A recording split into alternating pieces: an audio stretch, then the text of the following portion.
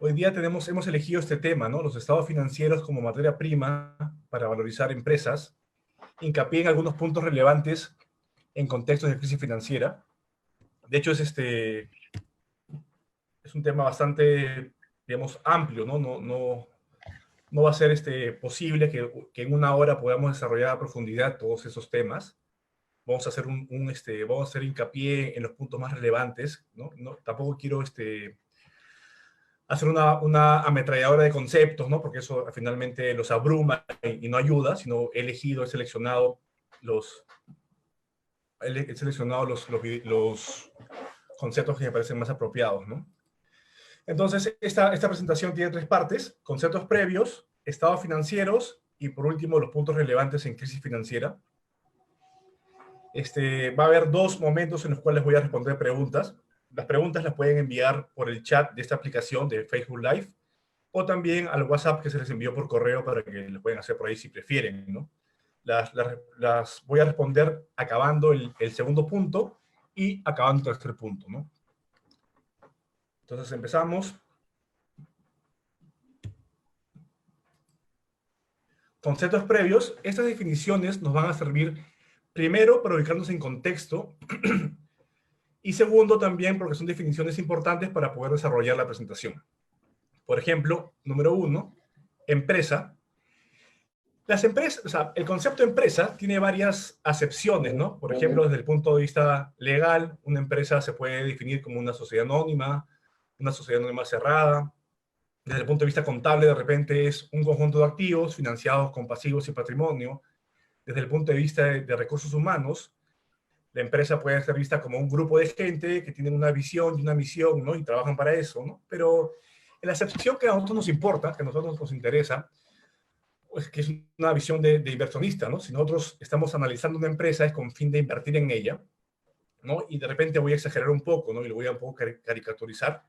Una empresa es una máquina de generar flujos. O sea, eso es para mí una empresa, ¿no? Una máquina de generar flujos, ¿ya? Nos quedamos con ese concepto.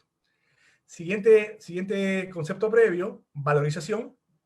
La definición rigurosa de valorización es que el valor de un activo es el valor presente de los flujos futuros, ¿no? Automáticamente paso al tercer concepto, valorización de empresas, ¿no? Entonces, si hemos hablado, ¿no? que la empresa es una máquina de generar flujos, o sea, tengo que tratar de estimar esos flujos, ¿no? O sea, ¿de qué dependen los flujos que una compañía genere? Yo, para poder estimarlos, necesito entender la compañía, ¿no? Necesito entender la compañía, qué hace, qué vende, ¿no? Cuáles son sus productos, sus servicios, cuáles son los gastos en los que incurre para poder producir esa venta, ¿no? Y otras cosas más que lo vamos a ver enseguida, para finalmente poder estimar los flujos futuros, ¿cierto? ¿Y eso me basta para poder valorizar? No. Si estamos indicando que el valor de un activo, en este caso una empresa, es el present value de flujos futuros, yo requiero la tasa de descuento, ¿no? La tasa a la cual yo voy a poder descontar esos flujos para llevarlas a hoy.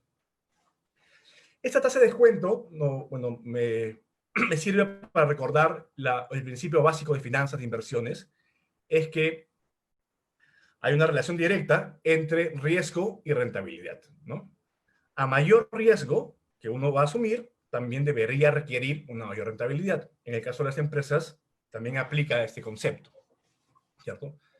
Por ejemplo, si yo voy a invertir en una compañía riesgosa que está con un producto recién lanzado, que aún no ha sido validado por completo, que tiene una demanda incipiente, de repente yo podría animarme a invertir en esta compañía si me ofrecen una rentabilidad, me invento 20%, y por otro lado, si me ofrecen o quiero invertir en una compañía como Coca-Cola, por poner un ejemplo, una compañía que tiene un producto comprobado, que tiene un modelo de negocio validado, ¿no? ya cuajado, de repente estaría tranquilo con 8%, ¿no? Son números que estoy colocando arbitrariamente.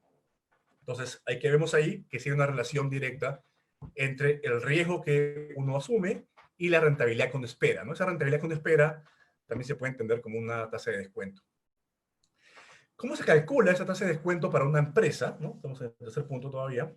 Depende de dos factores, ¿no? Hay varios esquemas, hay varios enfoques, pero me voy a enfocar en uno, ¿no? Que también lo usan de alguna manera las calificadoras de riesgo. Por un lado ven la industria, ¿no? Todas las empresas claramente pertenecen a una industria, ¿no? Si la industria en la cual se desempeñan es una industria muy cíclica, muy volátil, con ventas que suben y bajan en todos los periodos y utilidades también que suben y bajan, yo voy a considerar esa industria riesgosa. Por el contrario, una industria en la cual es más flat, ¿no? Que es más contracíclica, defensive, de alguna manera, yo voy a considerar que esa industria es menos riesgosa, ¿no? Por ejemplo, de industrias menos riesgosas puede ser utilities o staples, ¿cierto? Pero además también hay un componente propio de la compañía, ¿no? En simple, las compañías que son más apalancadas, compañías que tienen más deuda, se va a considerar que son compañías más riesgosas, ¿no? Entonces, ¿cuál sería una bomba en tema de riesgos? Compañías que estén muy apalancadas y que pertenezcan a industrias muy volátiles, ¿no? Muy cíclicas. Eso para mí va a ser muy riesgoso. Entonces, ya resumiendo, para valorizar una empresa, tengo por un lado inputs de pronóstico de flujos, de estimación de flujos, y por otro lado, la tasa de descuento, ¿no? Que incorpora el riesgo. La siguiente definición es empresas públicas versus empresas privadas, ¿no? Nosotros nos vamos a enfocar en empresas públicas.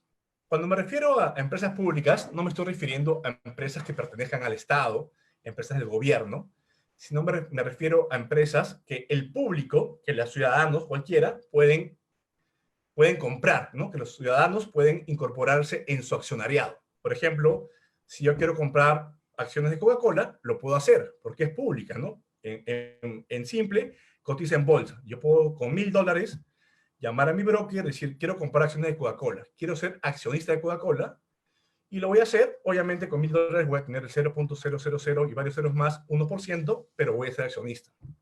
En cambio, una empresa privada es una empresa que los ciudadanos, que el público, no puede ser accionista, ¿no? No sé qué compañía pública hay, digamos, la panadería de la esquina de tu casa es una compañía privada. Si tú quieres ser accionista de esa compañía, no puede serlo, ¿no? Porque no cotiza en bolsa, ¿cierto? Entonces, ¿por qué me voy a enfocar en compañías públicas? Porque la información está disponible. Porque las compañías públicas, los gobiernos de los países le dan autorización.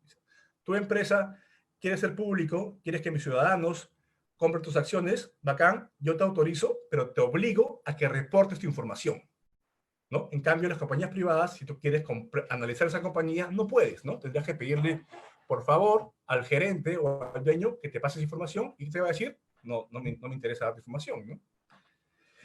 A eso llegamos con el siguiente bullet, que habla de 10Ks y 10Qs. El regulador americano, la SEC, ¿no? que supervisa el mercado de valores en Estados Unidos, es el que autoriza a que las compañías emitan acciones en bolsa, ¿no? Y les obliga a reportar información, ¿no? Hay varios reportes, nos vamos a enfocar en dos, en el 10K y en el 10Q. Ambos son reportes de estados financieros, ¿no? Ambos tienen la misma estructura. Tienen estados financieros, notas a estados financieros y la siguiente parte que es análisis y discusión de la gerencia. Se parecen en estructura, pero tienen diferencias. Voy a enfocarme en dos diferencias. Primero es la profundidad, ¿no? Si un 10Q, por poner un ejemplo, tiene 50 páginas, un 10K tiene 200 páginas, ¿no? Entonces, por ejemplo, si en la parte que hablan de la deuda, en el 10Q te lo ponen en media página, en el 10K te lo ponen en 3 páginas, ¿no? Te dan más información, me voy a inventar, ¿no? Los covenants, los vencimientos, las tasas, quiénes son los bonistas o quiénes son los, los bancos que han prestado plata y etcétera, ¿no? Esa es la primera diferencia, la profundidad de información. O sea, obviamente, para un analista es mucho más rico, es mucho más interesante leer un 10K por la cantidad de información que va a encontrar, ¿no? Y que va a utilizar, obviamente, para su análisis. Y la segunda diferencia importante es que en el 10K los estados financieros y sus notas son auditados. En el 10Q no lo son. ¿Y a qué me refiero con auditados? Me refiero a auditoría externa, ¿no? Por lo general en Estados Unidos, las compañías públicas, casi todas reciben auditoría de una de las 4 grandes, ¿no? EY, Pricewaterhouse, KPMG o Deloitte, algunas por ahí, de repente BDO. Y eso es, ¿no? Esa es la diferencia. Siguiente bullet, análisis técnico versus análisis fundamental, ¿no? El análisis fundamental está, de alguna manera, relacionado con valorización de empresas, ¿no? Lo que hace el analista fundamental es eso, es entender la compañía, ¿no? Es para poder para luego de conocerla, poder estimar los flujos que van a seguir hacia adelante, también entender el riesgo que tiene esa compañía para poder estimar su tasa de descuento y valorizarla, ¿no? ¿Y para qué valoriza? Porque el analista fundamental se da la chamba de meterle horas, días, semanas o meses a entender una compañía para valorizarla con el fin de inversión, ¿no? Si digamos, Coca-Cola otra vez, supongamos que el precio de la acción es $10 y el analista, luego su análisis concienzudo y diligente, estima que el valor es 30, va a comprar, ¿no? Digamos, el mercado le está ofreciendo por $10 algo que considera que vale 30. Y análisis técnico no tiene como fin valorizar.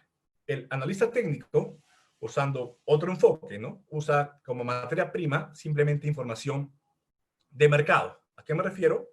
Hablando de Coca-Cola, va a revisar cómo se ha movido el precio de la acción de Coca-Cola en el tiempo, cómo se han movido los volúmenes de negociación de Coca-Cola y con algunas herramientas, gráficos, ¿no? Y técnicas, valga la redundancia, va a pronosticar, ¿no? Va a intentar pronosticar si el precio va a subir o va a bajar, ¿no? No está estimando valor, ¿no? Pronostica precio, ¿no?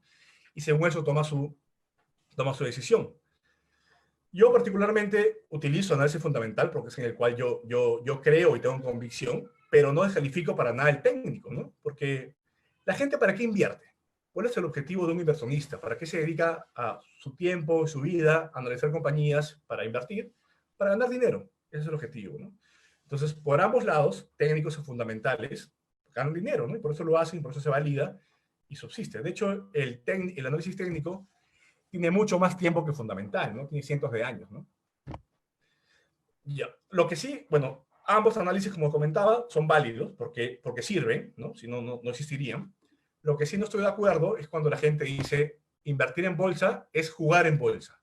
Invertir en bolsa es timbiar. Eso no estoy de acuerdo, ¿no? La profesión de inversiones, el análisis de inversiones, es una profesión, digamos, responsable, diligente, ¿no? Que requiere pasión también, ¿no?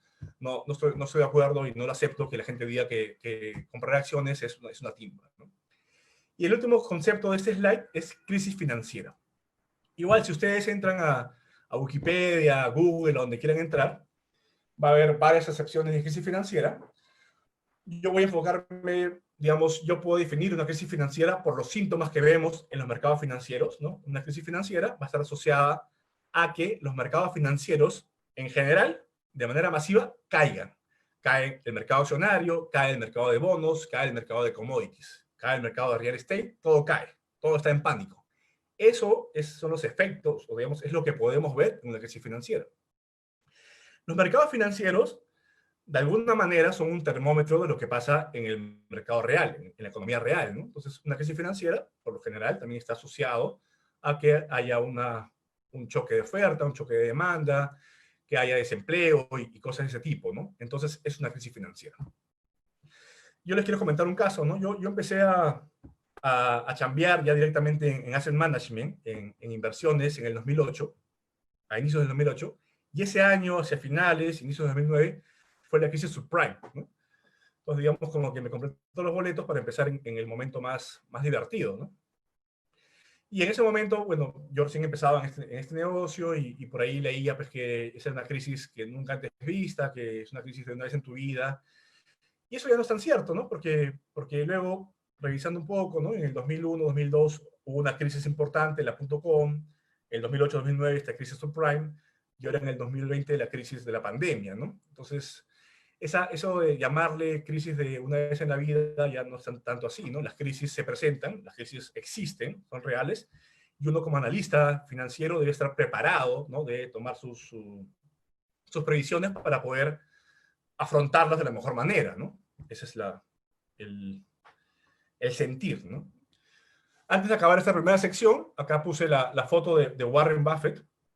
Los que no lo conocen se están perdiendo gran parte de conocimiento, ¿no? En sus vidas de inversionistas. Warren Buffett personalmente es un referente, además de ser el mejor inversionista de la historia, ¿no? Y acá pone una frase: yo soy un mejor inversionista porque soy un hombre de negocios y soy un mejor hombre de negocios porque soy inversionista. Y eso está asociado totalmente al concepto valorización de empresas, ¿no? Yo soy un asset manager Yo voy a analizar una compañía para poder valorizarla y comprarla. Pero el enfoque que debo tener es un enfoque de hombre de negocios, ¿no? Entender la compañía. O sea, no es que valorizar una empresa es simplemente agarrar estados financieros en un Excel y pronosticarlos y a ver qué sale, ¿no? Y meterle correlaciones, regresiones, ¿no? Sino es, eso es, sí, es importante, ¿cierto? Pero es más importante tener esa visión de empresario y entender si es que, por ejemplo, ¿no? El mix de productos es adecuado, si la tecnología que estamos usando para construir o para fabricar es adecuada, si la gerencia está bien, bien calificada, ¿no? Cosas más de nombre de negocio. No quiere decir pues, que el asset manager se va a dedicar pues, a vender o que le va a dar, le va a dar ideas al CEO o al CFO de cómo debería ser su trabajo. Eso no va a pasar, ¿no? Somos asset managers y nos dedicamos a invertir, pero sí tenemos que tener esa capacidad de pensar como un hombre de negocio, ¿no? De pensar como un empresario para poder ubicarnos correctamente, ¿no? Yo particularmente lo que hago es cuando estoy analizando una compañía, trato de visualizarla, ¿no? Trato de visualizar cómo es que se comporta, cómo es lo cuáles son los retos que enfrenta, cómo los está afrontando, ver la historia, ¿no? Y un poco eso, ¿no?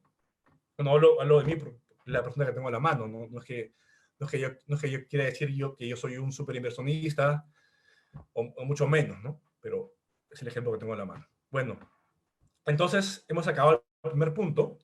Ahora seguimos con conceptos.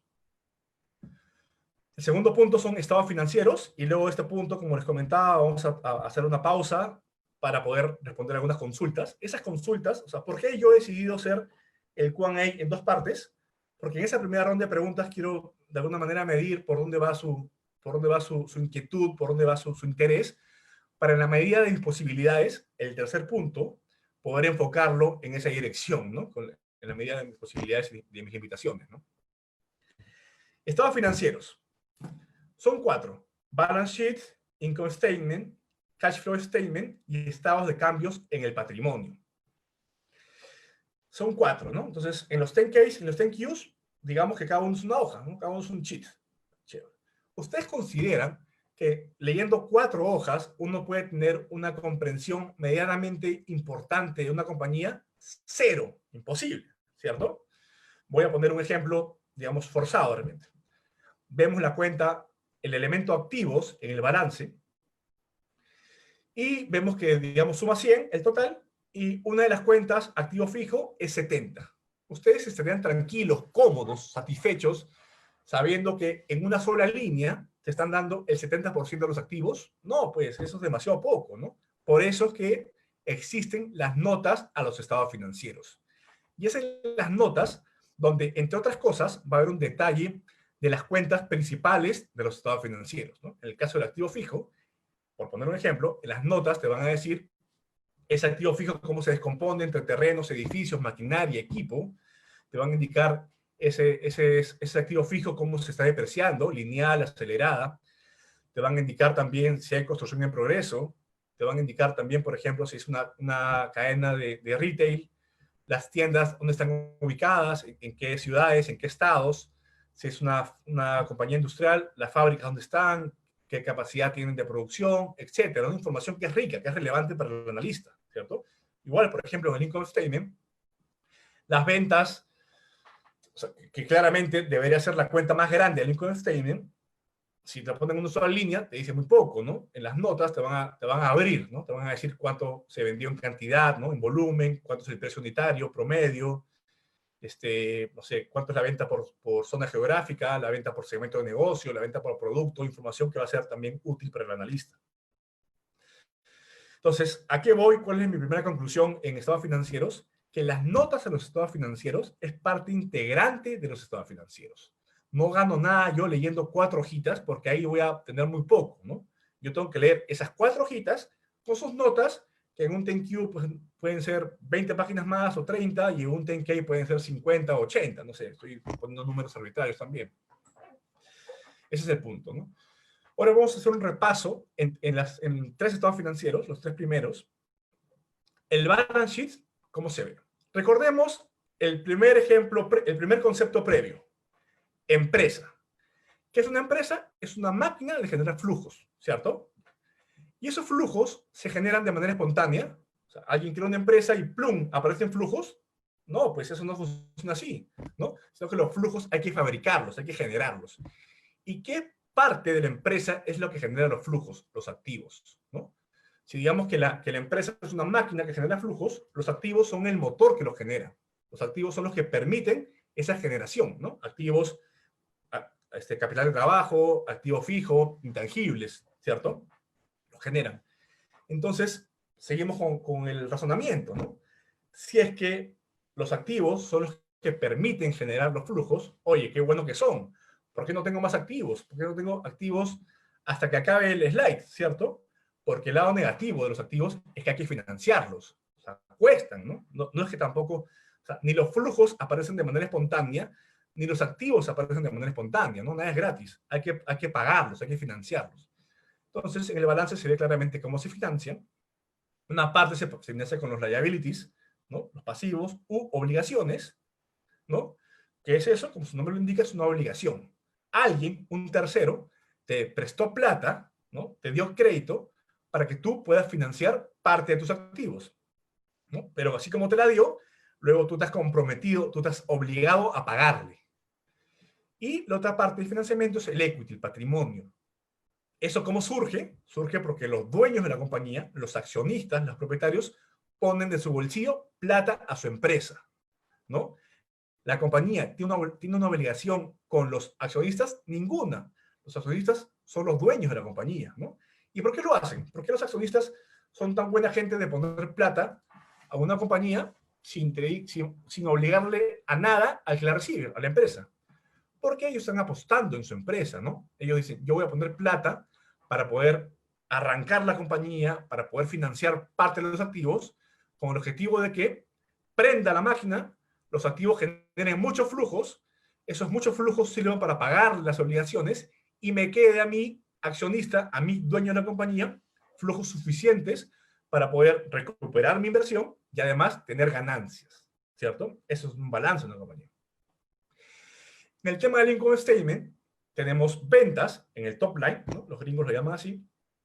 A ver, regresando al tema, ¿no? La compañía es una máquina de generar flujos, ¿no? Esos flujos se generan porque existen activos que los producen, ¿cierto? Pero ¿cómo se concreta esos flujos, no? ¿Cómo se concreta? Los flujos se concretan, se existen porque hay una venta, ¿no? O sea, la única manera que una compañía funcione es porque vende, ¿no? Porque tiene clientes, ¿cierto? Y esa es la venta. Entonces, una compañía tiene un producto o un servicio que lo vende a sus clientes y logra un ingreso, ¿no? Logra el top line.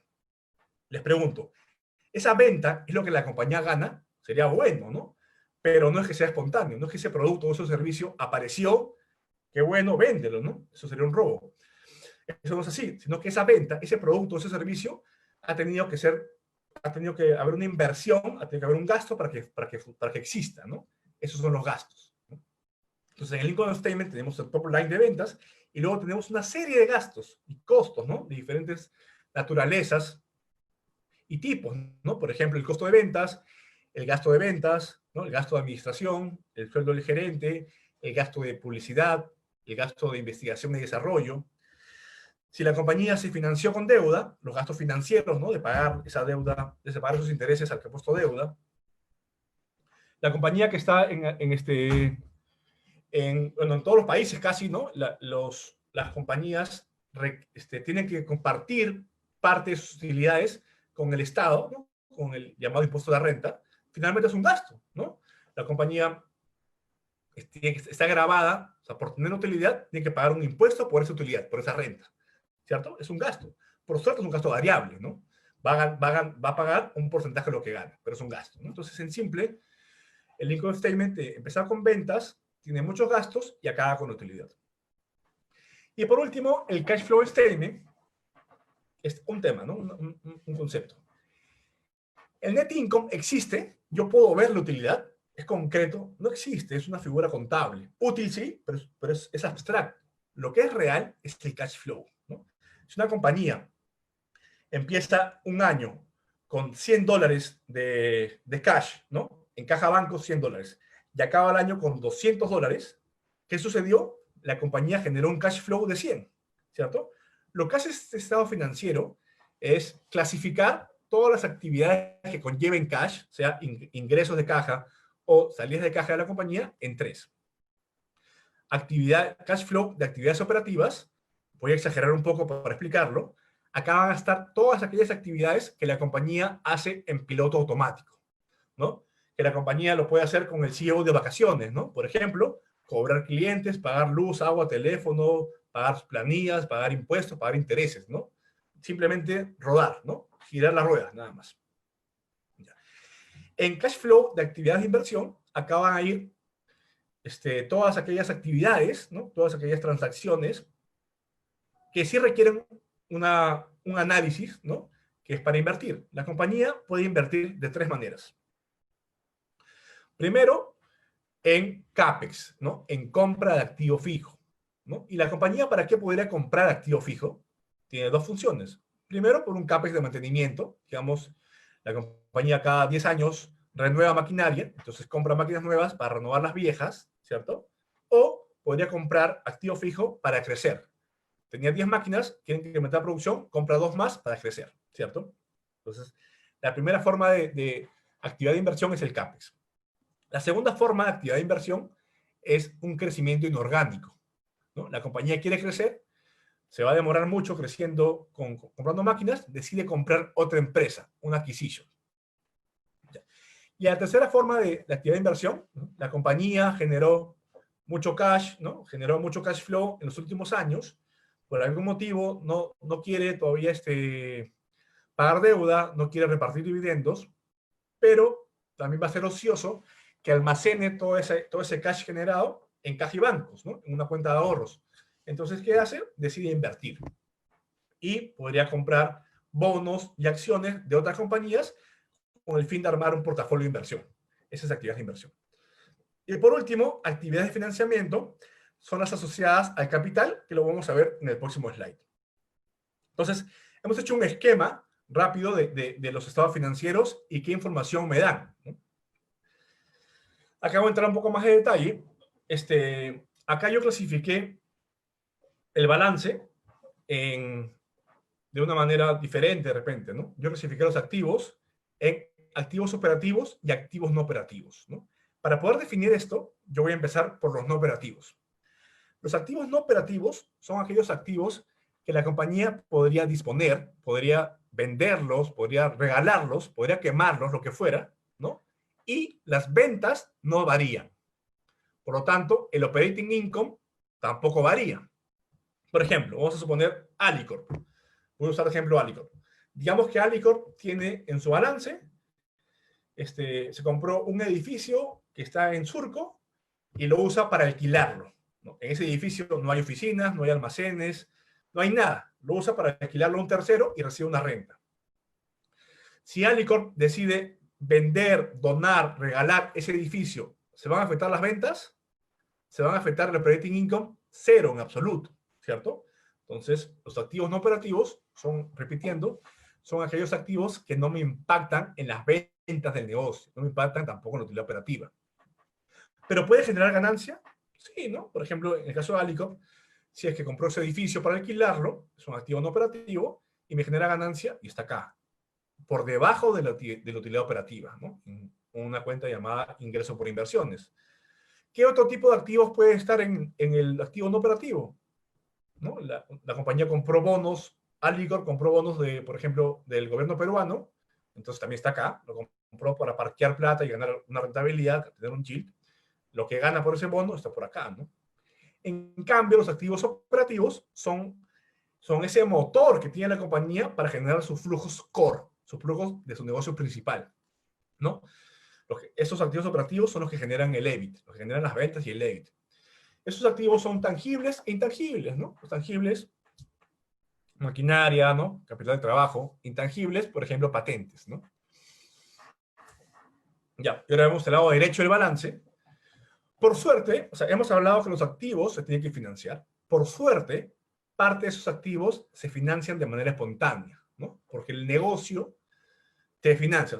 ¿A qué me refiero en específico o en particular? A los proveedores, ¿cierto? Entonces yo tengo una fábrica y por suerte mi proveedor me deja la mercadería hoy día y me dice, oye, te dejo tu materia prima, págame en 3 meses, ¿no? Y luego viene otro proveedor de insumos, me deja insumos, y págame en 2 meses, y de esa manera me permite financiar a cero costo, de manera espontánea, sin que el CFO tenga que hacer maravillas, una parte de los activos, ¿no? Y lo que no financia esos activos, esos pasivos espontáneos, se llama capital. Capital. Y el capital se compone de deuda y de equity.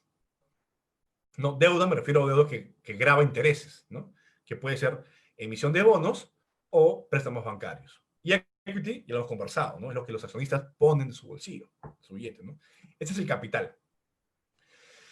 ¿Cuál es la estructura óptima de capital? ¿No? ¿Cuánto debería una compañía tener de deuda? ¿Cuánto debería tener de equity?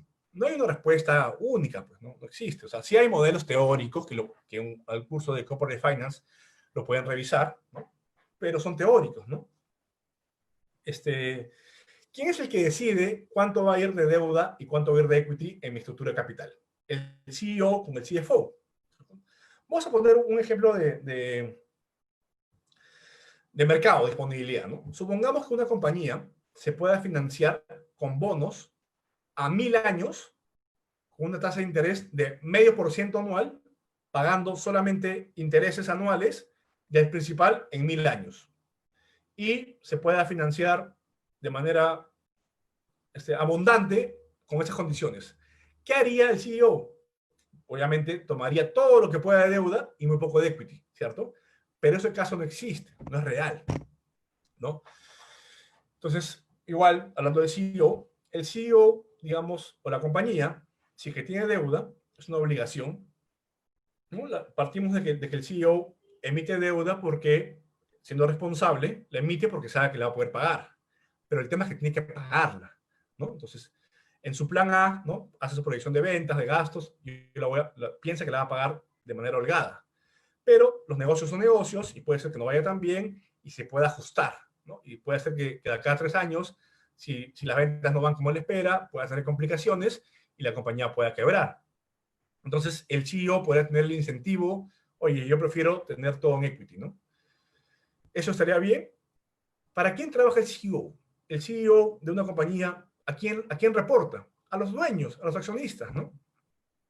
Entonces, ¿ustedes creen que los accionistas van a estar contentos si es que el CEO simplemente emite equity y emite equity? Les voy a poner unos números básicos, ¿ya? Vamos a suponer que yo sea accionista de la compañía tenga 100 acciones y yo tenga 10 de esas 100. O sea, yo tengo el 10% de la compañía. Y el CEO requiere plata y podría financiarse con deuda, pero decide financiarse con acciones, ¿no? Y emite 100 más. Entonces yo tengo 10 acciones, antes de 100 tenía el 10%, ahora tengo 10 acciones de 200, tengo el 5%. Y me diluyó. Yo estaba contento porque tenía 10% de esta compañía muy buena y ahora tengo el 5%. ¿Yo qué voy a preferir? Voy a preferir que el CEO se esfuerce y consiga deuda en condiciones adecuadas, ¿no? Y esa deuda se pague en 3, 4 años con el flujo del negocio y yo de acá a 3, 4 años ya no tengo la deuda y mantengo mi 10% de equity, ¿no? Claramente, la deuda es costosa, la deuda hay que pagarla, tiene un costo de interés, pero siempre va a ser más barato que emitir equity, ¿no? Más barato desde el punto de vista del accionista. Y el accionista es el jefe del CEO, ¿no? Entonces, por ahí está alineado el tema. Cuando yo hablaba de cash flow, de actividades financieras, que fue la parte que dejé en el slide pasado, las actividades financieras son aquellas asociadas al capital, a deuda y equity. Acá voy a colocar emisión de deuda, pago de deuda, emisión de equity, recompra de acciones, pago de dividendos. Para acabar con este slide, accrual basis versus cash basis, el balance y el income statement, ambos se arman con la base de devengue. Por ejemplo, yo en ventas no registro las ventas que cobré, registro lo que vendí. Puede ser que esa venta la haya cobrado por anticipado o puede ser que esa venta la cobre en un año, que le dé crédito. Eso es irrelevante. Simplemente ahí se considera lo que yo vendí en ese periodo, ¿no? Un ejemplo más claro, la depreciación. Cuando una compañía compra una maquinaria para usarla en su planta, ¿no? Su fabricación, esa maquinaria se pone en el activo, en una cuenta, maquinaria, digamos $100,000. Esos $100.000 no van al gasto en el año que se compraron, ¿no? Sino que vamos a suponer que esos $100.000, que esa maquinaria va a durar 10 años para fabricación. Lo que vamos a hacer en simple es, cada año la llevo al gasto en $10.000, ¿no? ¿Cómo se llama ese gasto? Depreciación. Pero ¿qué pasaría si es que el CEO, ¿no? Y su contador, su CFO, dicen, oye, no, mi net income está muy bajo, hay que hacerlo crecer? Entonces, mira, dicen acá, ¿no? Se tocan el codo, dicen, mira, si en vez de poner depreciación $10.000, ponemos en una, decimos que esa maquinaria va a durar 20 y cargo $5.000 anuales, ¿qué va a hacer? Mi net income va a subir en 5.000, ¿no? Bueno, aproximadamente. Entonces, ¿a qué voy? ¿No? ¿A qué voy? Que como las cuentas son devengadas, todas las cuentas del income statement, unas en más medida que otras, tienen subjetividad. Porque ese devengue, ese criterio de devengue, es una opinión finalmente, ¿no? Claramente las normas contables te ponen limitaciones, ¿no? Te ponen rangos, pero es una opinión. Entonces, si todas las cuentas del income statement tienen en cierta medida discrecionalidad, el net income también es discrecional, ¿no? Es una opinión. En cambio, el cash flow es cash basis. Acá, en el cash flow statement, lo que está ahí es porque ha entrado plata o ha salido plata de la compañía. El cash flow es una verdad. Ya para acabar esta primera parte de la presentación, antes de pasar a las preguntas, quiero hacer una conclusión, ¿no? Si estamos hablando que estamos analizando compañías, empresas, para poder invertirlas, ¿cuál sería para mí una compañía adecuada, una compañía de buen perfil? Sería una compañía que sea buena y que sea de bajo riesgo, ¿no? Son cosas que parecen obvias, pero son ciertas también. Entonces, ya, bacán, yo quiero una compañía buena y una compañía que tenga bajo riesgo. Chévere. ¿Cómo observo eso en una compañía, ¿no? ¿Cómo observo eso con los reportes financieros? Que sea buena, yo la voy a ver, por ejemplo, en retornos. O sea, voy a poner un número, ¿no? Supongamos que los accionistas en equity pusieron $100, ¿no? 100 millones, lo que ustedes quieran, pero 100, ¿ya? Y la compañía genera net income 20, ¿no? Entonces, pusieron $100 de inversión y cada año ganan 20. Retorno, 20 entre 100, 20%. Qué bueno, ¿no? Claro que un año puede pasar varias cosas, pueden haber one times, entonces no es tan concluyente, ¿no? Pero si usted ve una compañía que, digamos Coca-Cola, ¿ya? Voy a usarla como ejemplo. Y usted ve que Coca-Cola en un periodo de 20 años tiene retornos, el que ustedes quieran, ROE, ROA, ROIC, el que ustedes quieran, por un periodo de 20 años, muy alto, digamos, un ROE de 20%, casi estable, sostenible por 20 años, eso quiere indicar que la compañía es buena. ¿Y por qué? O sea, yo no soy economista, pero vamos a hacer un comentario al respecto, ¿no? Si los agentes, ¿no? Si los mercados ven que hay una compañía que rinde 20% de manera consistente, de manera sostenible, la gente ¿qué va a querer? Oye, yo también quiero, pues, ¿no? Yo también quiero ganar ese 20%. Qué maravilla, me siento muy, muy contento, me siento muy cómodo con ese 20%. ¿Y qué va a tratar de hacer? Va a tratar de competirle, va a tratar de comprarse una fábrica igualita. Vamos a asumir que no hay una limitación del capital, ¿no? Que se puede conseguir. Voy a hacer una fábrica igualita, voy a contratar a personal capacitado y voy a empezar a vender mi gaseosa. ¿Lo voy a lograr? De repente sí, pero lo más probable es que no, ¿no? ¿Por qué? Porque Coca-Cola tiene ese 20% de manera sostenible porque tiene alguna barrera de entrada o tiene una ventaja competitiva. Como le llama Buffett, tiene un moat, ¿no? Una protección que le permite sostener un rendimiento alto, ¿no? Entonces, una compañía buena, regresándole al concepto, es una compañía que tiene una ventaja competitiva que la hace diferente a las demás, ¿no? Y además una ventaja sostenible, una ventaja que va a perdurar. Eso se va a traducir, o sea, como analista financiero, lo puedes ver en retornos, ¿no? En una serie larga de tiempo, buenos retornos, es un indicador de que es una compañía buena. Por otro lado, una compañía buena también es una compañía que genere cash flow. Porque, digamos, una compañía, voy a suponer aerolíneas, ¿eh? Aerolíneas, digamos, que tiene un buen net income, ¿ya? o sea, no es tan real, ¿ya? Pero voy a un poco acomodar el ejemplo para la explicación que quiero dar. Entonces, tomamos que la compañía, las aerolíneas, tengan un buen net income, tengan un buen cash flow from operating activities, pero requieran mucho CAPEX. Igual voy a un poco forzarlo, ¿no? Supongamos que las compañías compran un avión y el avión tiene una vida útil de 20 años, ¿ya? Acá. Pero cada 8 años sale una nueva generación del Boeing, del Airbus, un nuevo avión. Y las compañías están obligadas a comprarlo, porque si no lo compran ellos, lo compra su competidor, y este nuevo modelo es mucho más eficiente en combustible, es mucho más cómodo para los clientes. Entonces, si no lo compran, murieron. Entonces, ¿qué está haciendo? No? La compañía, bacán, genera flujos operativos, pero se vuelve esclavo del CAPEX. Entonces, ¿esa compañía me sirve? No me sirve, porque bacán, genera cash flow operativo, pero no queda nada de free cash flow, no queda nada para el accionista, sino que todo ese cash se tiene que reinvertir de manera obligada en la compañía, ¿no? Entonces yo voy a preferir una compañía que sea tipo una vaca lechera, ¿no? Que genere leche todo el tiempo para mí, ¿no? Que genere leche todo el tiempo para mí. Eso es lo que preferiría. Otro tema, el capital allocation, ¿no? El capital allocation principalmente te va a dar información de la gerencia, ¿no? Si tú, o sea, el CEO, otra vez vamos a hablar, refiriéndose a esta persona, un segundito. El CEO tiene dos funciones, ¿ya?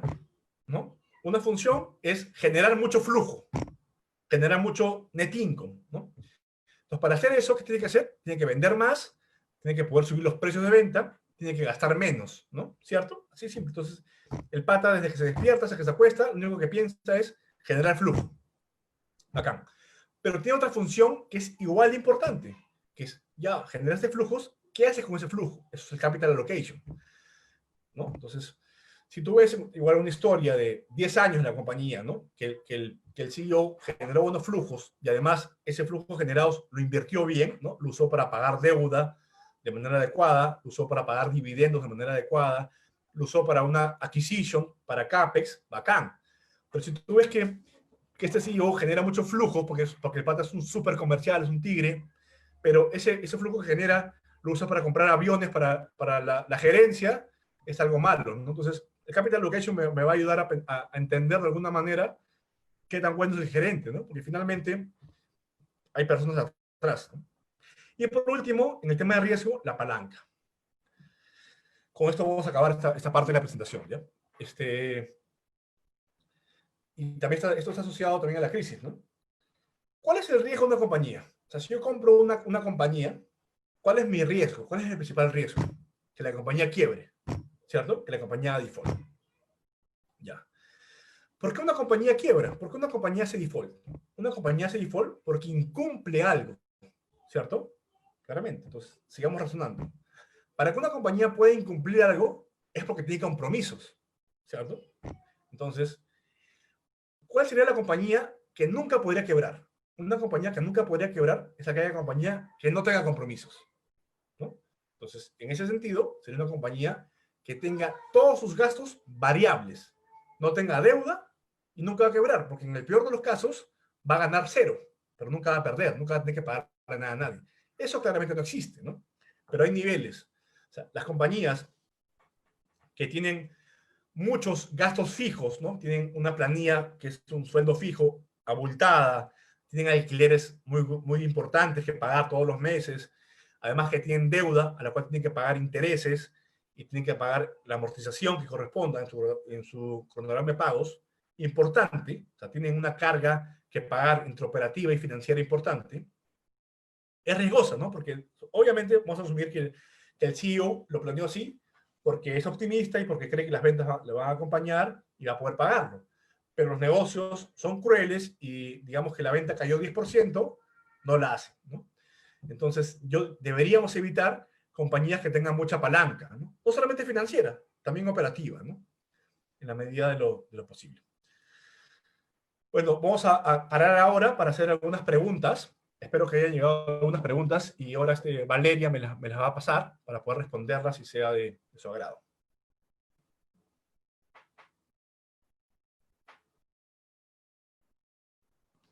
Listo, empezamos con Hola, ¿me escuchas? Sí, te escucho. Perfecto, empezamos con el bloque de preguntas. La primera pregunta es de Víctor y quiere saber cuál consideras que es el estado financiero más importante. Ya, es una buena pregunta, de hecho. Gracias, Víctor, por preguntar. No es que haya un estado financiero más importante, ¿no? De hecho, todos los estados financieros, y así he tratado de exponerlo, espero que se haya podido hacer, son importantes y dan información entre ellos, ¿no? Y además, ya para los contadores, no es que se pueda armar un estado financiero y no el otro, ¿no? Se tiene que armar todos porque todos juegan, todos se mueven a la vez, ¿no?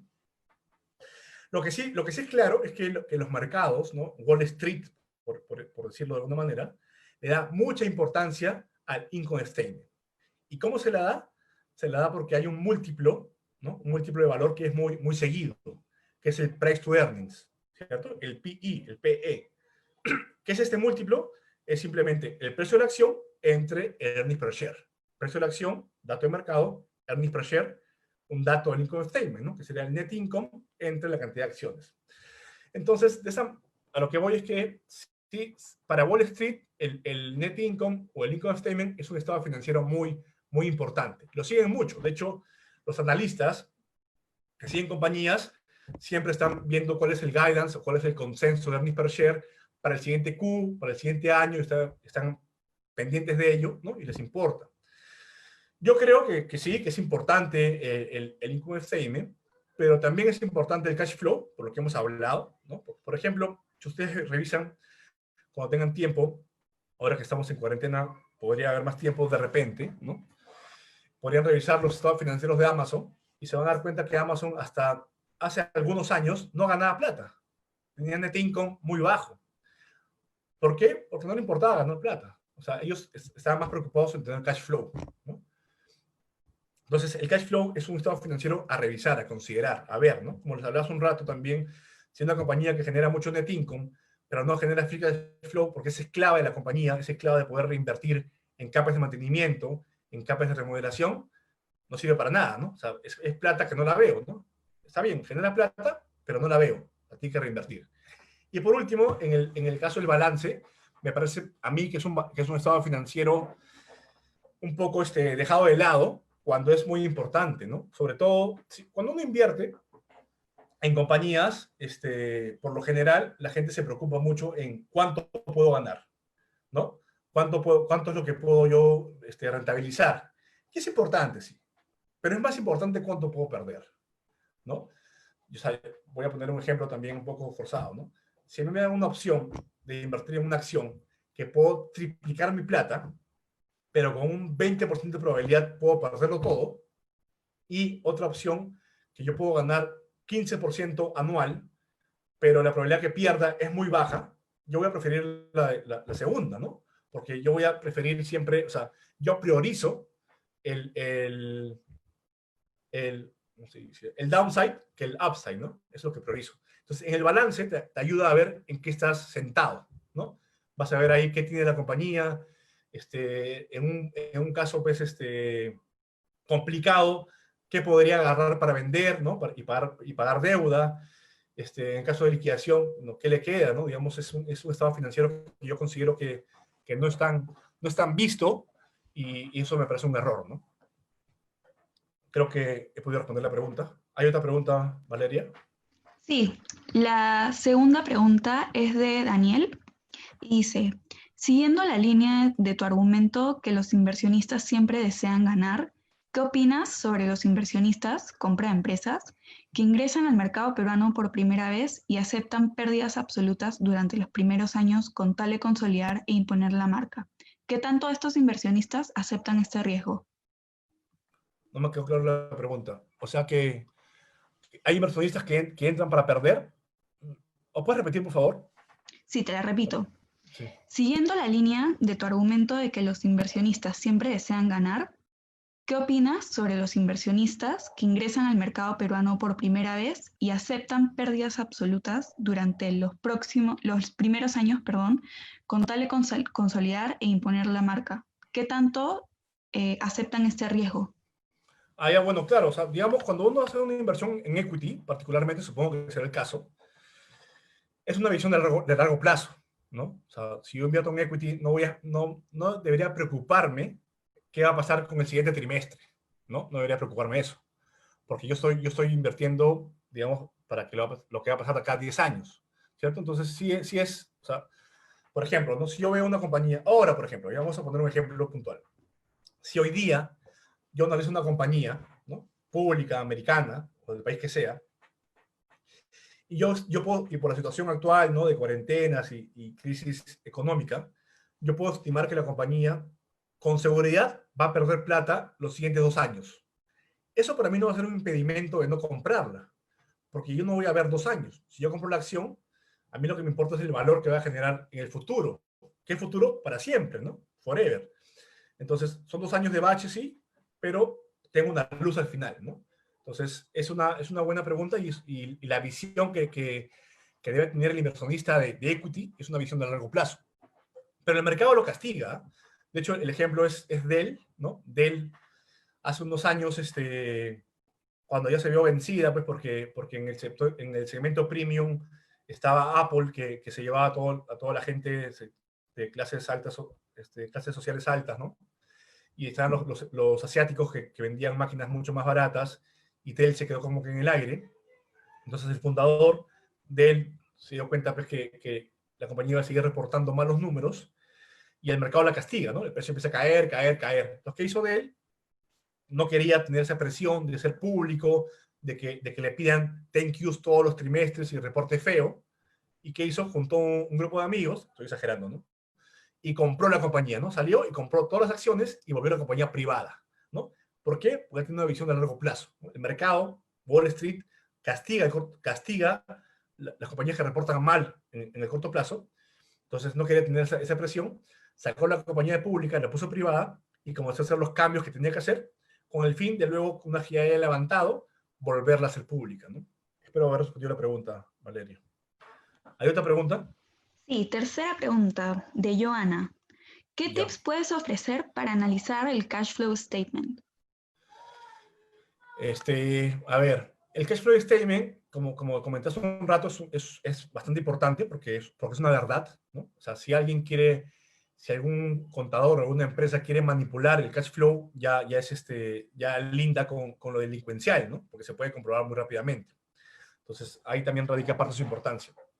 Lo que tendrían que hacer, o sea, depende también del momento de vida de la empresa, ¿no? O sea, yo puedo entender que una empresa, cuando recién empieza, no va a generar cash flow operativo, ¿no? Porque la compañía recién está empezando a vender, no tiene economía de escala, ¿no? Entonces, en ese momento, sí es entendible pensar que la compañía genera cash desde la parte financiera, ¿no? Porque empieza a emitir acciones, empieza a emitir deuda, y con eso va financiando sus operaciones, va cubriendo el hueco que le genera la actividad operativa, ¿no? Va cubriendo el CAPEX también.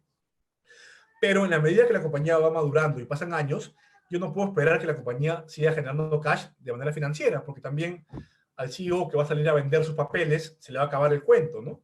Ya tendría que esperar que en la medida que la compañía madure, el cash se genere principalmente en la actividad operativa, ¿no? Por ejemplo, compañías maduras como Procter Gamble, por ejemplo, se espera pues, que el cash operativo sea suficiente para poder financiar el CAPEX, para poder financiar la actividad de inversión, y todavía quede plata para poder pagar deuda y repartir dividendos, ¿no? Otra forma de ver el cash flow es ver un acumulado, ¿no? Vemos un acumulado de 5 años, 10 años, y vemos qué pasó en ese tiempo, ¿no? Cuánto cash generó operativo y en qué se usó ese cash, ¿no? Cuánto se usó para CAPEX, cuánto se usó para acquisition, cuánto se usó para otras inversiones, cuánto se pagó de deuda, cuánto se pagó de dividendos, de buybacks, para que tenga un panorama de más o menos la compañía a dónde va, ¿no? ¿Qué está haciendo? Eso es, eso es todo por la pregunta.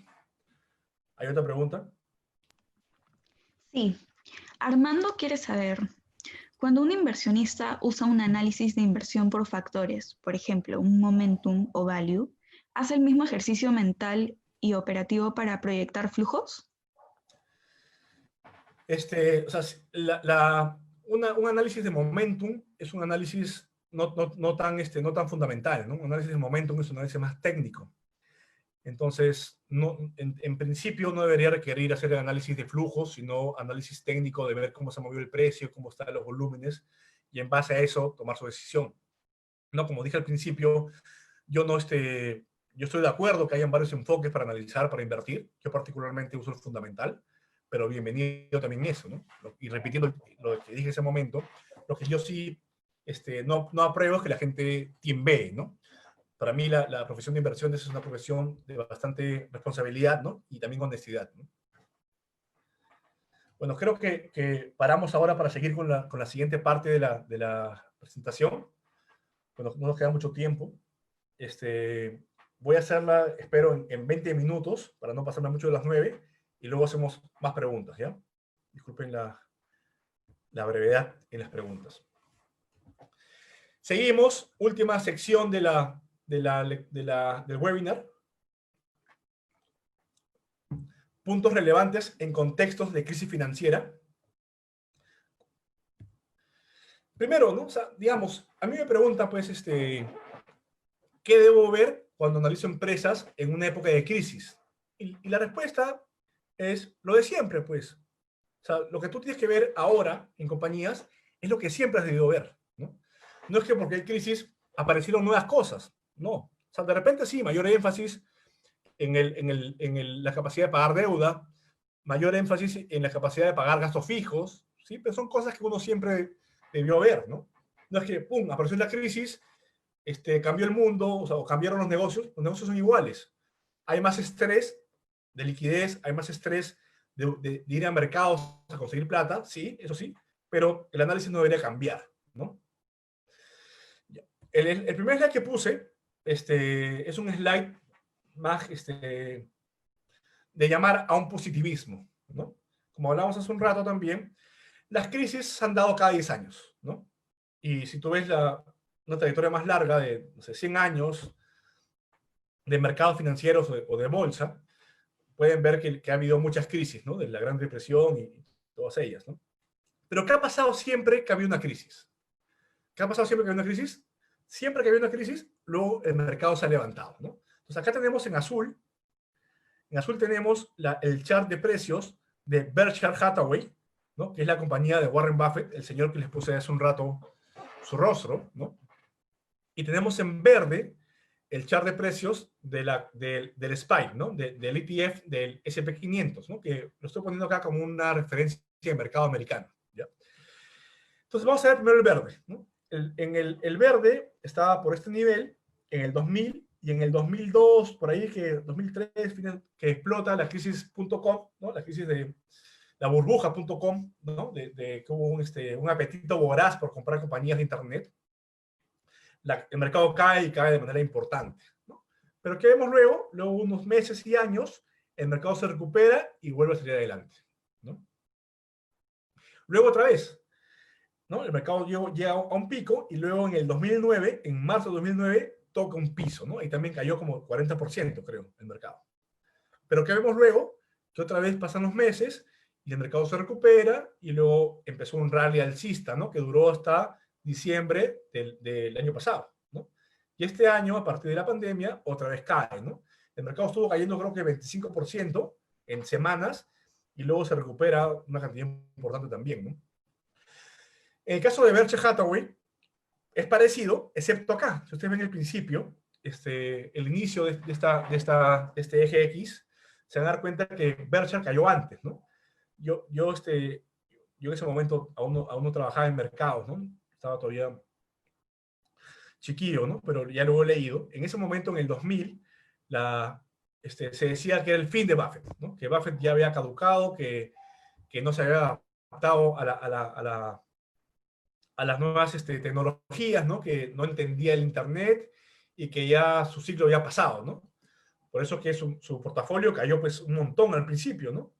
Pero luego, entonces, él no compró casi nada de tecnología. ¿Y por qué no compra?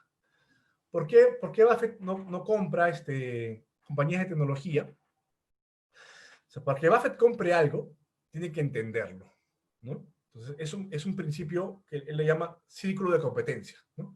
Para que él pueda hacer una inversión, es porque él la puede entender. Entonces, si él no la entiende, no la va a comprar.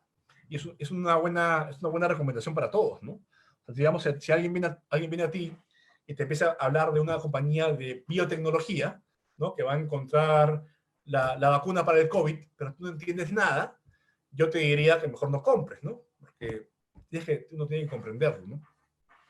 Pero luego de eso, pues, como él no estaba invertido en las .com, cuando las .com cae, él empieza a subir y otra vez le gana, ¿no? En este periodo de 22 años más o menos, incluido la caída de este año, Berkshire Hathaway se multiplica por 4.19 y el SPY por 2.38, ¿no? Esto lo puse repitiendo para llamar a un positivismo, ¿no? Que las crisis, hay crisis ahora, es cierto, pero no nos orientemos, más bien tomemos previsiones, ¿no? Analicemos, hay buenos precios, hay mejores precios ahora que los que hubo en diciembre, de repente. Compremos, obviamente con cuidado, ¿no? Todo está cayendo, elijamos las acciones que tienen valor, que tienen fundamentos, ¿no? Que tienen ventajas competitivas. Acá está otra vez Buffett, ¿no? Y acá el detalle de la Coca-Cola, ¿no? Buffett cumple este agosto 90 años y toma Coca-Cola todos los días y no se ha muerto, ¿no? Entonces, cuando les digan que la Coca-Cola mata, le ponen esta foto, ¿no? Bueno, esta foto corresponde a la junta anual de Berkshire Hathaway, que fue el 2 de mayo, el sábado 2 de mayo, hace unas semanas. Y en un momento de esa presentación, él habló un poco de los bancos americanos, ¿no? Y dijo, ¿no? Acá está el link si lo quieren luego ver, o lo buscan en Yahoo. Él decía que los bancos americanos hoy están en una buena forma, ¿no? Entonces, ¿eso por qué lo puse? ¿No? Quiero comentarles que no todas las crisis son iguales, ¿no? La crisis del 2008, la crisis subprime, claramente sí tuvo una participación importante en que se genere los bancos, ¿no? Porque en simple, los bancos empezaron a relajar sus modelos crediticios, ¿no? Para el underwriting y empezaron a colocar créditos sin tanta rigurosidad, ¿cierto? Empezó una euforia, se empezaron a crear productos financieros estructurados, empezó una locura, una burbuja, ¿no? La gente pensaba, tú nomás préstale a la gente para que se compre su casa porque los precios nunca dejan de subir, ¿no? Suben y suben, entonces va bien, es un préstamo muy bien protegido. Y eso no es cierto, ¿no? Esa burbuja explota.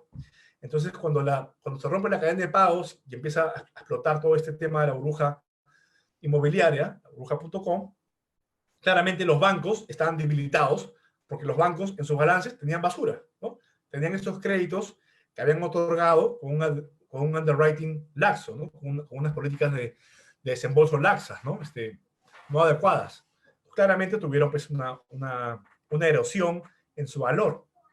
Yo recuerdo esas fechas que las compañías, o sea, que la Fed, el regulador americano, empezó a presionar a los bancos para que provisionen, ¿no? Y de hecho, en esas fechas, pues los bancos empezaron a sobreprovisionar y luego tuvieron que revertirlas, ¿no? Y muchos bancos quebraron, ¿no? Quebraron muchos bancos de diferentes tamaños y colores, ¿no? Pero ahora no es igual. O sea, ahora, lo dice Warren, ¿no? Los bancos no están mal, ¿no? Porque no es que los bancos hayan estado hasta antes de febrero, no es que los bancos hayan estado colocando de manera imprudente, ¿no? No es que los bancos hayan estado colocando con criterios no adecuados, ¿no? Sino han estado colocando bien, han estado siguiendo sus políticas crediticias. Y lo que ha pasado es un tema de una pandemia, ¿no? Entonces, sí es cierto que van a estar afectados porque van a haber van a existir algunos sectores, algunas empresas, algunos sectores que están golpeados, ¿no? Por ejemplo, aerolíneas o de repente compañías de hidrocarburos que tienen el precio en el piso, ¿no? Del petróleo, van a tener problemas en pagarle, pero los bancos seguramente van a manejar de una manera adecuada esta cartera y van a darle flexibilidad y van a refinanciar y de repente tienen garantías, entonces lo van a manejar bien, ¿no? Es una situación diferente, ¿no? Entonces, el punto es, las crisis no son iguales, ¿no? Las crisis tienen diferentes causas, tienen diferentes actores, tienen diferentes también industrias dañadas, ¿no? En la crisis actual, las aerolíneas son industrias que están complicadas, de hecho, ¿no?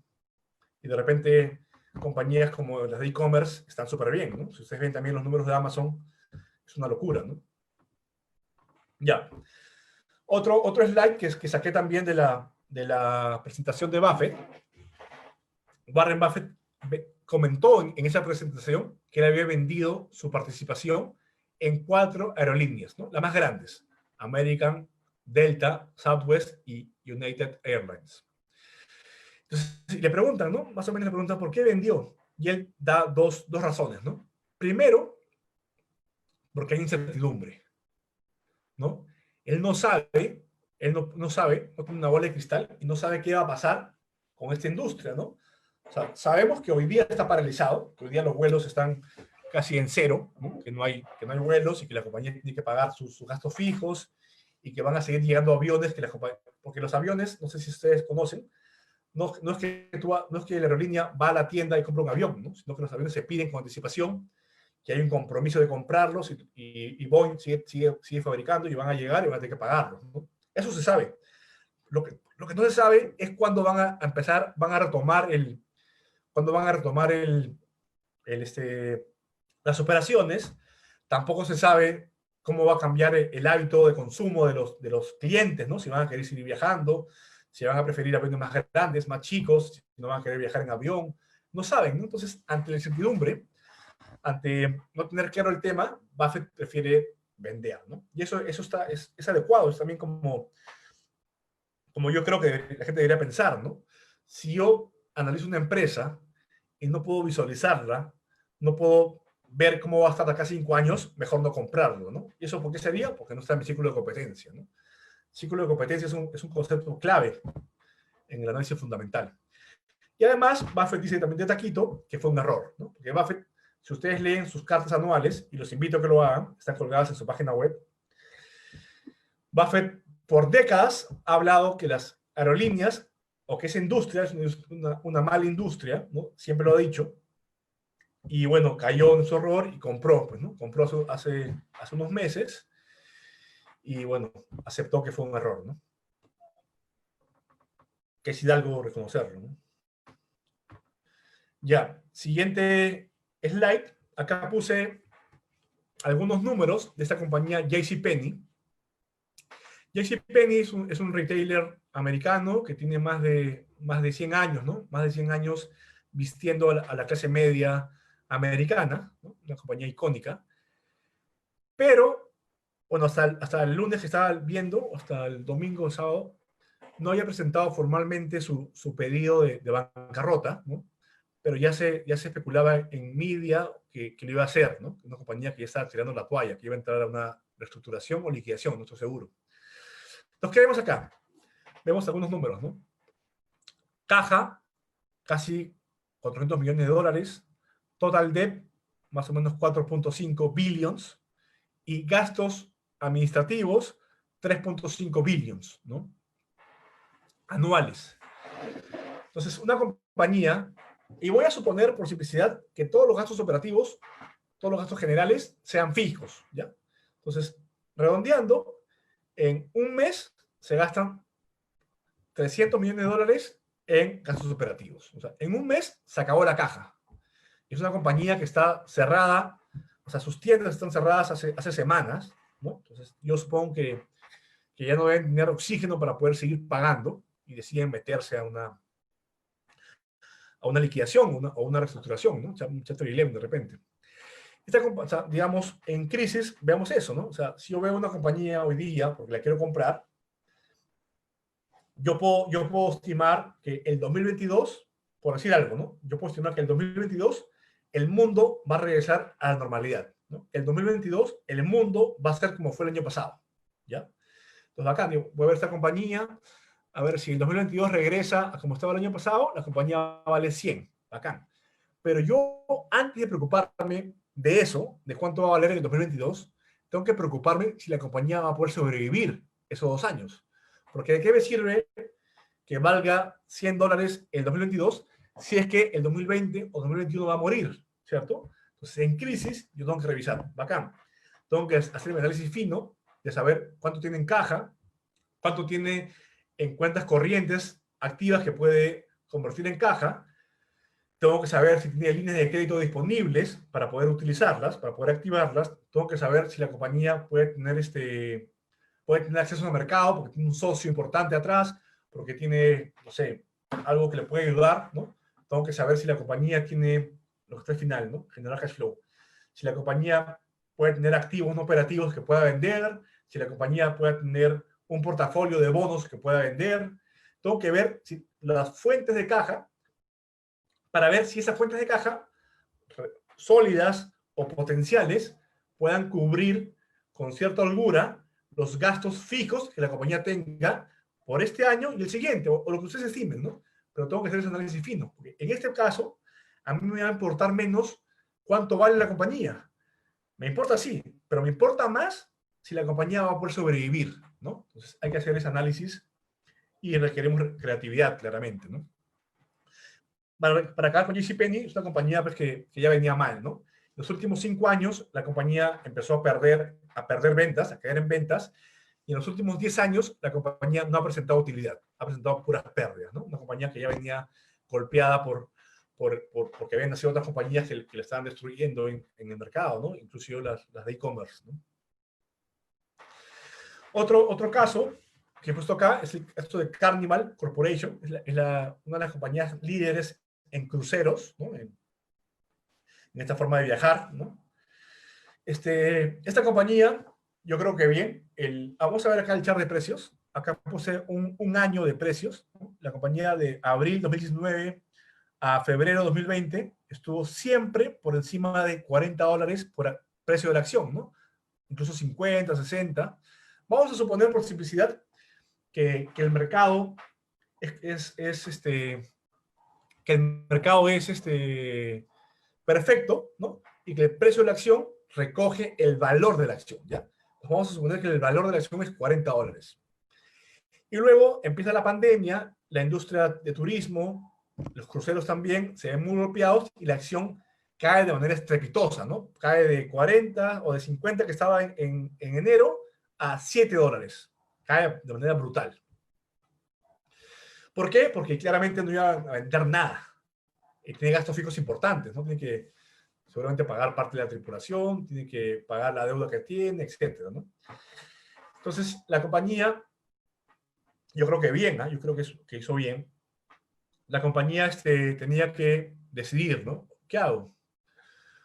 Tengo que sobrevivir, ¿no? Entonces, ¿qué hace? Comienza a buscar la forma de levantar plata hoy día para poder sobrevivir, ¿no? Aguantar 2020 y 2021. ¿Y qué es lo que hace? Emite papeles, ¿no? Esa emisión de papeles va a diluir, ¿no? Por ejemplo, emitió 575 millones de dólares en acciones. Y cada acción a $8. O sea, la acción el año pasado costaba encima de 40 y la compañía decide hoy día o en marzo emitir a $8, ¿no? Y la cantidad de acciones que emitió por este valor equivale casi al 10% de shares outstanding. Entonces, ¿qué ha hecho ahí? A sus accionistas los ha diluido, los ha matado en valor, pero tienen la plata pues, para sobrevivir. Además, emitió 1.95 billions de notas convertibles. ¿Notas convertibles en qué? En acciones. ¿Cuál es el precio de convertibilidad? ¿Cuál es el precio de cada acción convertible? $10. Repito lo mismo, ¿no? La acción estaba por encima de 40 hace pocas semanas y hoy día decide emitir casi 2 billions, ¿no? Es una simplicidad, ¿no? A $10 por acción. O sea, está licuando, está diluyendo totalmente a sus accionistas. Y además, emite 4 billions de notas de préstamos con una tasa de 11,5%. O sea, una tasa de 11,5% para una compañía de este tamaño es una cosa pues, brutal de cara, ¿no? Brutal de cara. Y consigue en total levantar 6.5 billions, ¿no? El market cap por ahora está como que en 9 billions. O sea, ven la cantidad, la magnitud de este levantamiento. Entonces, ¿la compañía qué ha hecho? La compañía ha destruido valor de los accionistas, ¿cierto? Los ha licuado, los ha diluido. ¿Pero por qué? ¿Cuál es el trade-off? Ha hecho que la compañía tenga la caja suficiente para poder sobrevivir. Entonces, ha priorizado tener el cash disponible para no quebrar. Y esperaría, pues, cuando las actividades se normalicen y la compañía pueda ser como era antes, estar preparada para recuperar lo que ha perdido, ¿no? Pero me parece una buena decisión. Bueno, eso es toda la presentación, son las 9:03. Vamos a pasar otra vez a unas consultas que espero hayan hecho. Antes de acabar, dos comentarios. Un comentario es que mañana vamos a pasar una encuesta a sus correos, con los cuales se inscribieron. Agradecería que la contesten. Y ahí vamos a poner una pregunta que va a ser, ¿qué tema te gustaría para el siguiente webinar? Y lo consideraremos. Entonces, si les ha gustado este webinar, habrá otro más, ¿no? Y vamos a usar sus recomendaciones para elegir el tema. Y antes de pasar a las preguntas,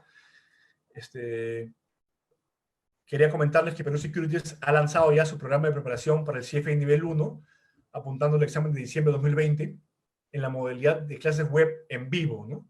Entonces, si quieren información, yo voy a dejar este slide para que tengan los datos de contacto y puedan escribir o llamar luego, ¿no? Ahora sí, Valeria, por favor, las preguntas. Sí, debido al tiempo, vamos a tener, bueno, solamente tenemos tiempo para unas 3 o 4 preguntas. Ya, perfecto. Así que, a ver, empecemos. Fernanda quiere saber cómo se puede pronosticar una crisis. ¿Cómo se puede pronosticar una crisis? O sea, en realidad, yo particularmente creo que no se puede pronosticar nada, ¿no? O sea, hay mucha gente que se dedica a eso, ¿no? A pronosticar el tipo de cambio, a pronosticar en cuánto va a estar la tasa de interés, en cuánto va a estar el precio de una acción. Yo particularmente no tengo esa capacidad de poder pronosticar nada, pero sí hay indicios, pues, ¿no? O sea, y hay gente que gana plata con eso, ¿no? Por ejemplo, en la crisis subprime, había indicios que te dan notar de que había una burbuja inmobiliaria, ¿no? Porque habían pasado muchos años en los cuales los precios de las casas estaban subiendo, cada vez había pues más fondos, ¿no? O más derivados asociados a hipotecas, ¿no? A inversión en hipotecas y cosas de ese tipo.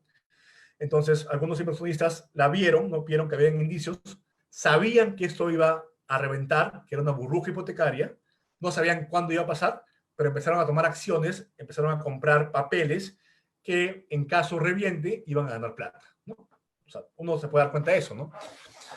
En el caso de la pandemia, bueno, ¿cómo vas a pronosticar que una pandemia? Es muy complicado, ¿no? Pero de repente, alguien más acucioso, en diciembre, que ya se empezaba a saber que en China habían algunos casos y le dio la importancia de vida, seguramente gana plata. ¿No? O sea, si yo conozco algunos casos que son públicos, ¿no? Que gente que ya en enero se dio cuenta que esto iba a ser una pandemia, que iba a destruir gran parte de la economía y comenzó a tomar posiciones en contra del mercado, ha ganado buena plata, ¿no? Un ejemplo es Bill Ackman, ¿no? Bill Ackman ha ganado como 2 billions en esta crisis, ¿no? Entonces, lo que yo recomendaría es estar atentos a las cosas que van pasando en el mundo, ¿no? Para formarse una idea. Uno no va a poder pronosticar con día y fecha lo que va a pasar, pero sí puede tener una idea de por dónde va el mercado, ¿no? Tener una opinión. Esa sería mi respuesta. Perfecto. Rafael pregunta, ¿cómo calcular el impacto de la crisis del COVID-19 sobre los estimados de beta y growth rate que se proyectaban antes de la pandemia? ¿Cuál sería el efecto en el asset allocation de los portafolios? Ya. Voy a empezar por la segunda parte, ¿ya? ¿Cuál es el impacto del asset allocation en los portafolios? Eso depende, como siempre, del perfil del inversionista, ¿no? Yo particularmente creo que, como lo puse en el slide inicial de la tercera parte, que los mercados se van a recuperar, ¿no? Entonces, yo consideraría que es un buen momento para pasar más porcentaje de portafolio a renta variable, ¿no? Que lo considero así, ¿no? Más bien, yo consideraría pues, que de repente en diciembre del año pasado los mercados se notaban caros, era un momento pues, para reperfilarse, ponerse más en renta fija, y ahora con los mercados más abajo, podría ser una decisión táctica adecuada poner más porcentaje en renta variable, ¿no? Es lo que yo considero. Por el tema de los betas y correlaciones, no es un tema que yo particularmente maneje, de hecho, manejo la teoría, manejo los portafolios, pero no tengo mayor view en esos puntos, ¿no? En esas letras griegas. Otra pregunta. Sí, tercera pregunta. ¿Qué se necesita para ser un buen analista financiero? Ya, bueno, esa es mi profesión, entonces estoy sesgado para responder. Yo creo que un analista financiero tiene que tener pasión por lo que hace, tiene que gustarle, ¿no? Tiene que tener la motivación para leer un montón, para que estar siempre actualizado, informado en las cosas que van sucediendo en los mercados, en las empresas que siguen. Tiene que tener curiosidad, tiene que tener creatividad para buscar información, para presentar su análisis, ¿no? Todas esas habilidades de las personas, ¿no? Del tema personal, pero también es básico, es importante que tengas un background teórico adecuado, ¿no? Yo creo que en este background, o sea, puede haber muchas rutas para tenerlo, pero el programa CFA me parece que es una opción a considerar, ¿no? Muchas gracias por la atención y nos vemos en otra oportunidad. Hasta luego.